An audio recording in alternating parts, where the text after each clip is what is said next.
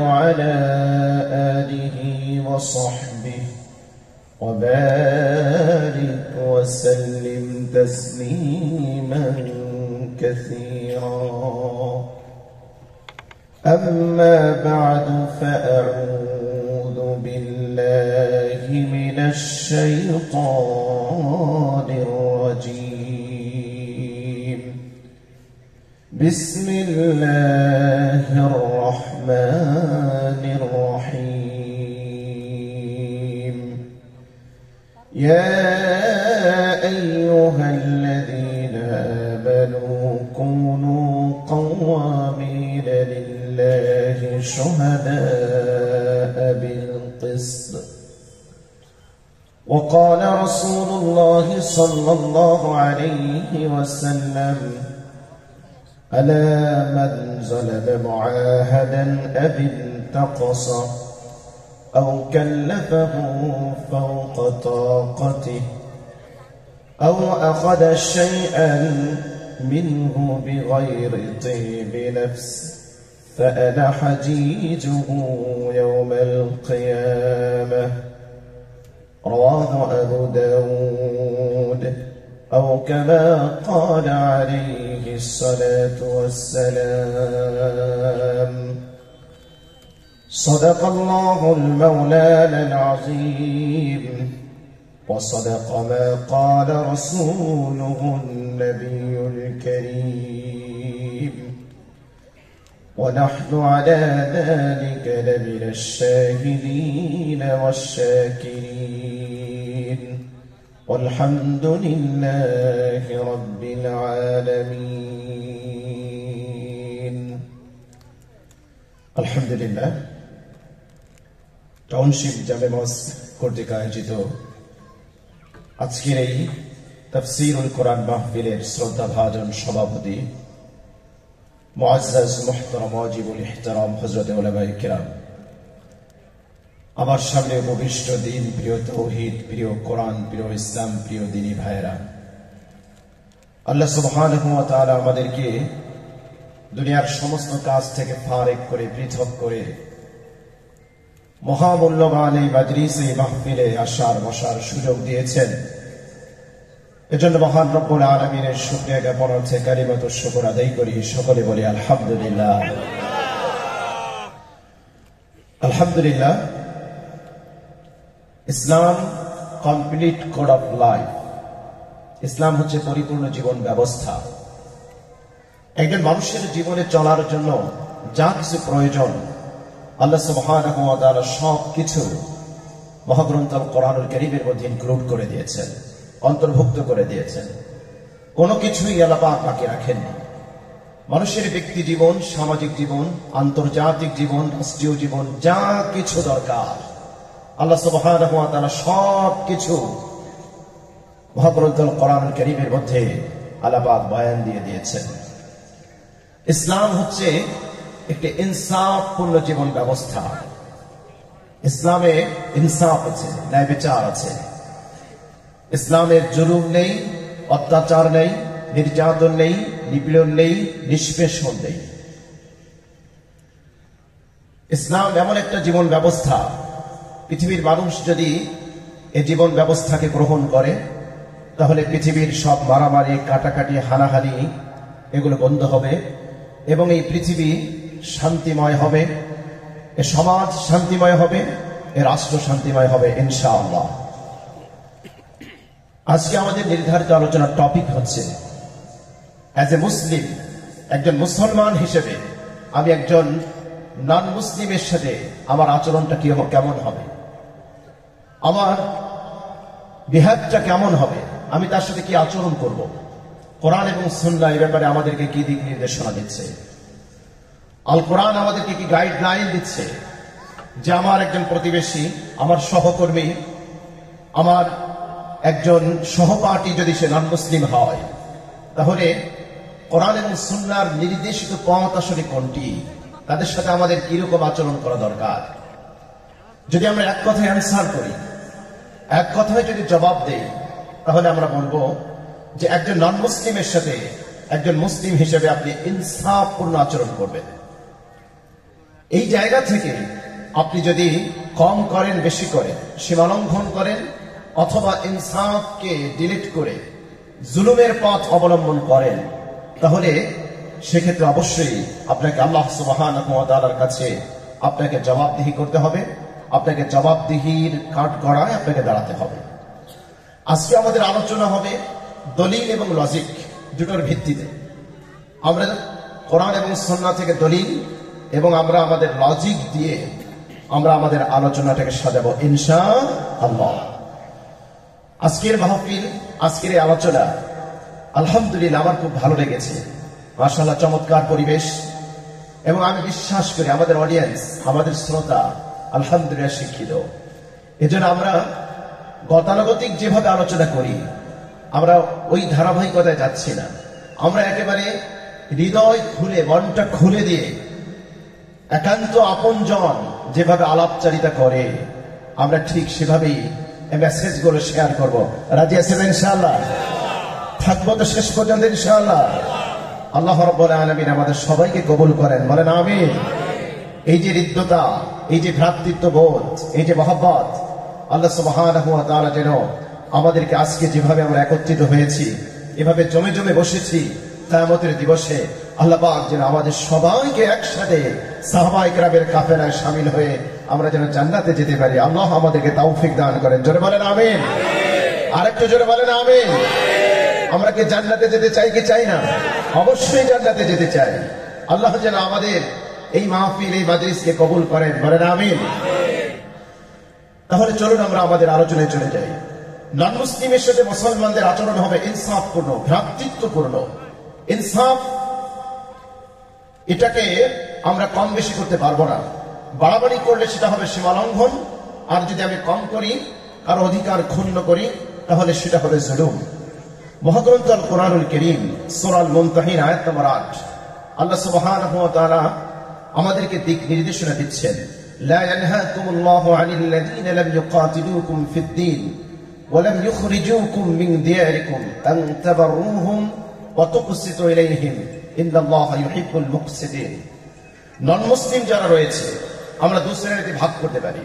যাদের সাথে মুসলমানের যুদ্ধ চলবে আর যাদের সাথে যুদ্ধ চলবে না।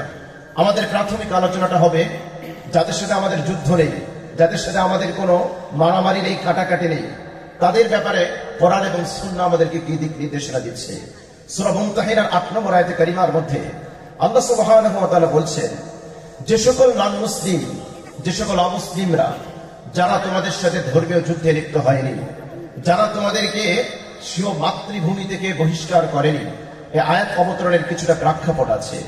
নবী করিম সাল্লাল্লাহু আলাইহি ওয়াসাল্লাম মানবতার নবী, বিশ্ব শান্তির নবী, তিনি যখন মক্কা মুআজ্জামায় শান্তি প্রতিষ্ঠার জন্য ইসলামের দাওয়াত দেওয়া শুরু করলেন, আমরা জানি যে মক্কার যারা মুশরিক ছিলেন তারা মহানবী সাল্লাল্লাহু আলাইহি ওয়াসাল্লামের বিরোধিতা করেছেন, মহানবী সাল্লাল্লাহু আলাইহি ওয়াসাল্লামের উপর অকথ্য নির্যাতন করেছে, সাহাবায়ে কেরামের উপর অকথ্য নির্যাতন করেছে, এমনকি প্রিয় মাতৃভূমি ছেড়ে তাকে মক্কা মুআজ্জামা থেকে মদিনা মুনাওয়ারায় হিজরত করতে বাধ্য করেছে।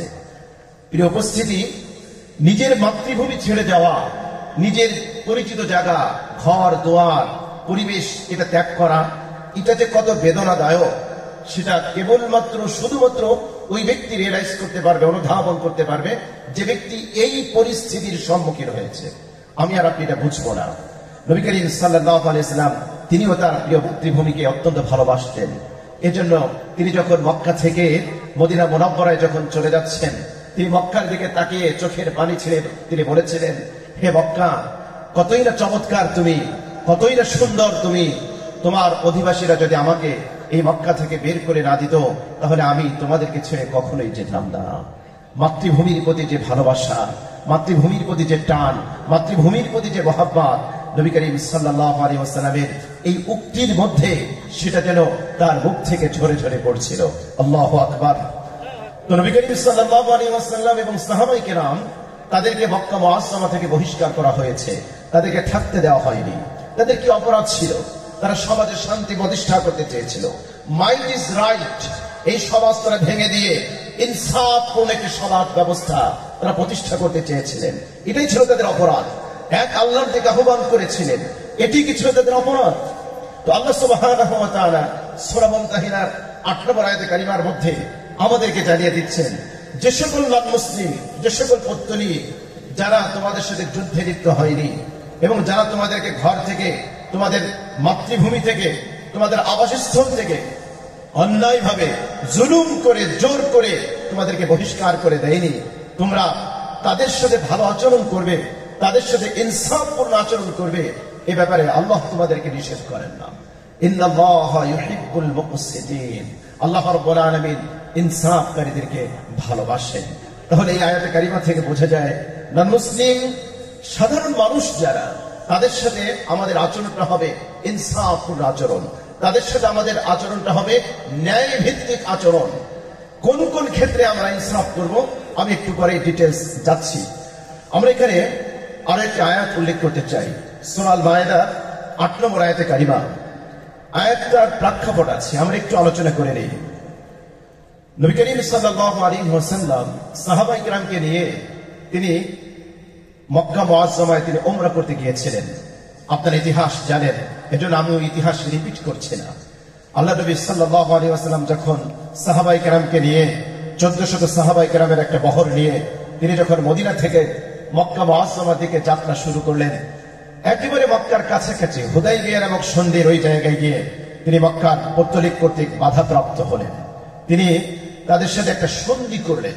দেখুন, একজন মানুষ যখন ইহরাম বেঁধে, আপনি আপনার কথাটা একটু চিন্তা করেন তো, একটু গেস করেন, একটু রিয়ালাইজ করার চেষ্টা করেন। আপনি সবার কাছ থেকে বিদায় নিয়েছেন, ইহরামের শ্বেত শুভ্র কাপড়ে নিজেকে জড়িয়েছেন, আপনি হজ করার সমস্ত প্রস্তুতি গ্রহণ করেছেন, উমরা করার সব প্রস্তুতি গ্রহণ করেছেন, গ্রহণ করে প্রিয়জন আপনজনদের কাছ থেকে বিদায় নিয়েছেন। আপনি এয়ারপোর্ট গিয়ে যদি বাধাপ্রাপ্ত হন যে না, তোমাকে মক্কায় হজ করতে যেতে দেওয়া হবে না, তুমি মক্কায় উমরা করতে যেতে পারবে না, আপনি চিন্তা করেন তো আপনার মনের অবস্থাটা কেমন হবে? কেমন হবে আপনার মনের অবস্থা? একটু আমাদের একটু চিন্তা করা দরকার। যেই মানুষগুলি নিজেদের মাতৃভূমি থেকে নির্যাতিত হয়ে, নিষ্পেষিত, নিপীড়িত হয়ে হিজরত করতে বাধ্য হলো, সেই মানুষগুলো দীর্ঘ বছর পরে আবার যখন বাইতুল্লাহ কাবা শরীফ দর্শন করবে, আল্লাহর ঘর দেখে তাদের হৃদয়টাকে শীতল করবে, চক্ষু শীতল করবে, সেই মানুষগুলো যদি মক্কা মুআজ্জামার কাছে গিয়ে, আল্লাহর ঘরের কাছে গিয়ে বাধাপ্রাপ্ত হয়, তাহলে তাদের অবস্থাটা কেমন হবে আমাদের একটু চিন্তা করা দরকার।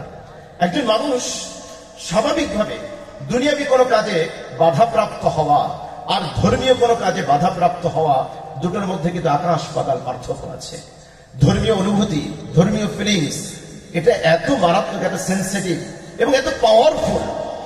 পৃথিবীতে মানুষ ধর্মকে এত বেশি ভালোবাসে, রিলিজিয়ানকে এত বেশি ভালোবাসে, শুধুমাত্র কেবলমাত্র একজন মানুষ ধর্মের জন্য, আল্লাহর জন্য, রাসূলের জন্য এই জীবন দিতে পারে।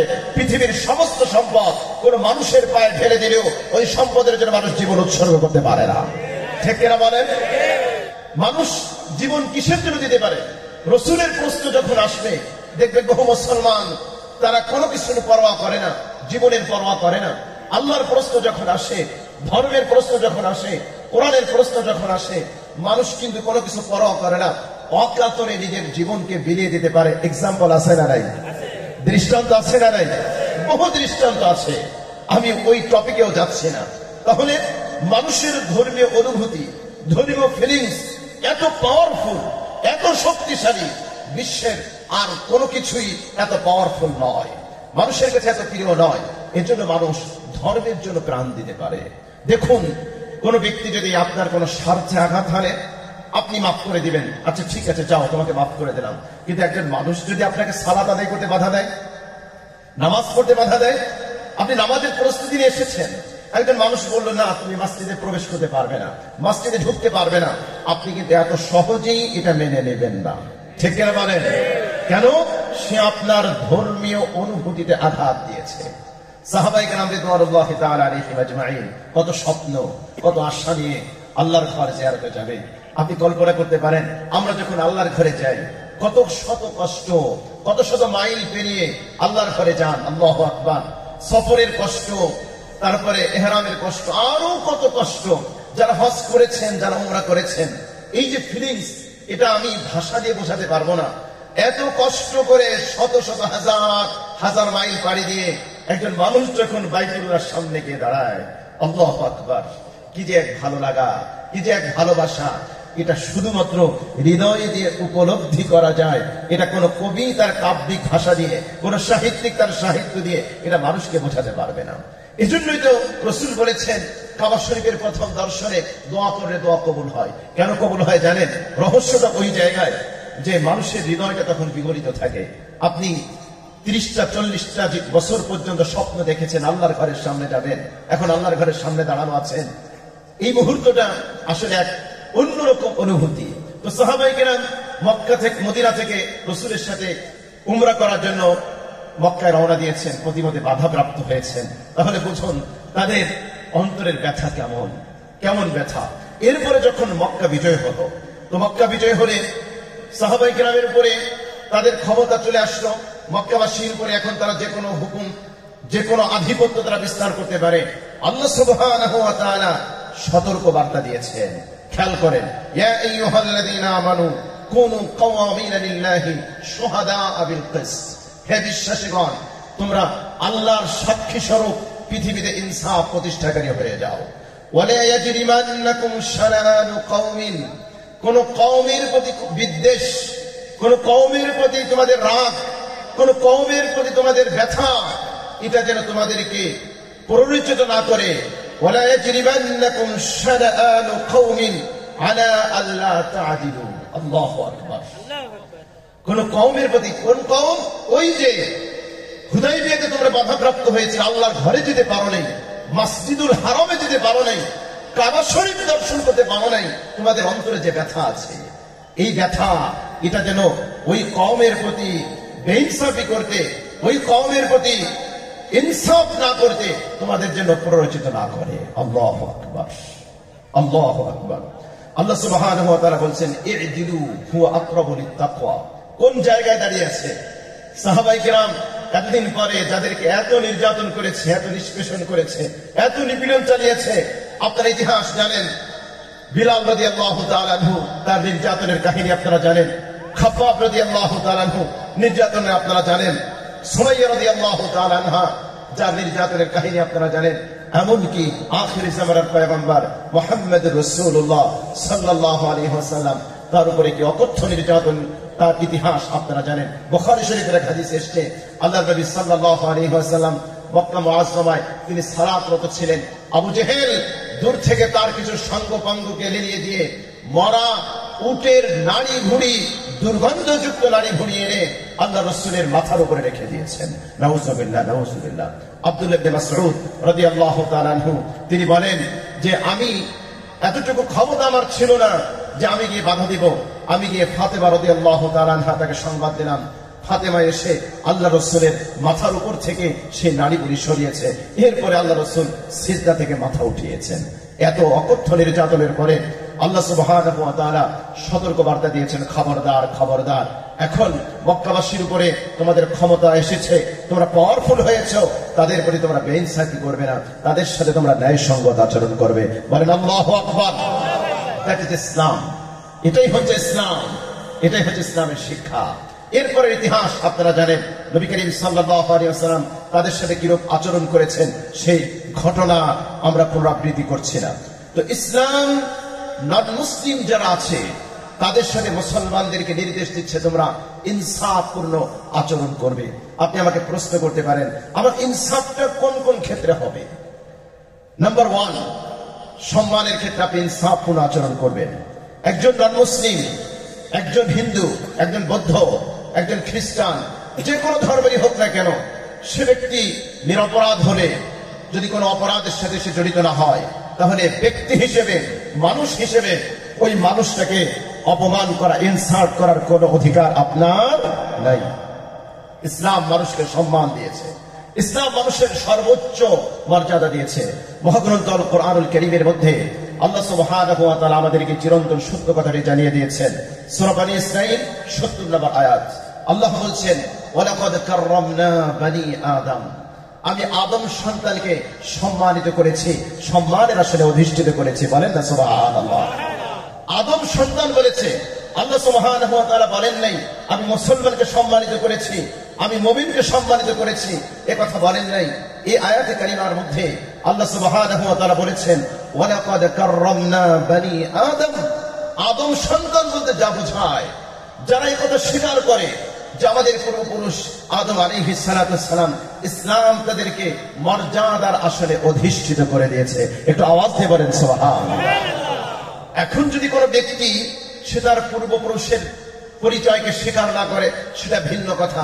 কেউ যদি মনে করে যে না আমাদের পূর্বপুরুষ আদম আলাইহিস সালাতু সালাম নয়, আমাদের পূর্বপুরুষ হলো শিম্পাঞ্জি আর বানর, এরকম মানুষ আছে না নাই? জোরে বলেন আছে না নাই? যদি কোনো ব্যক্তি ডারউইনের মস্তিষ্ক বিকৃত বিবর্তনবাদের সেই ট্যাবলেট সেবন করে সে যদি দাবি করে যে না আমাদের পূর্বপুরুষ আদম না, আমাদের পূর্বপুরুষ হাওয়া না, আমাদের ঠিকানা জান্নাত নয়, বরং আমাদের পূর্বপুরুষ হলো বানর আর শিম্পাঞ্জি, এই বানর আর শিম্পাঞ্জির উত্তরসূরিরা আছে না নাই? আপনাদেরকে ঘুম আসছে নাকি? বানর আর শিম্পাঞ্জির সন্তানেরা পৃথিবীতে আছে না নাই? আছে, আছে। তো আল্লাহ রাব্বুল আলামিন মানুষকে মর্যাদার আসলে বসিয়েছে। ইসলাম মানুষকে যতটা মর্যাদা দিয়েছে, যতটা সম্মান দিয়েছে, পৃথিবীর কোন ধর্ম, কোন মত, কোন ইসলাম, কোন থিওরি মানুষকে এতটা সম্মানের আসলে বসাতে পারে নাই। স্বাভাবিক লজিক বুঝেন, কোন মানুষের যদি বংশ পরিচয় না থাকে সেই মানুষকে আমাদের দৃষ্টিতে সম্মানী না অসম্মানী? কোন মানুষের যদি পূর্ব পরিচয় না থাকে, পিতৃ পরিচয় না থাকে, সে সম্মানী না অসম্মানী?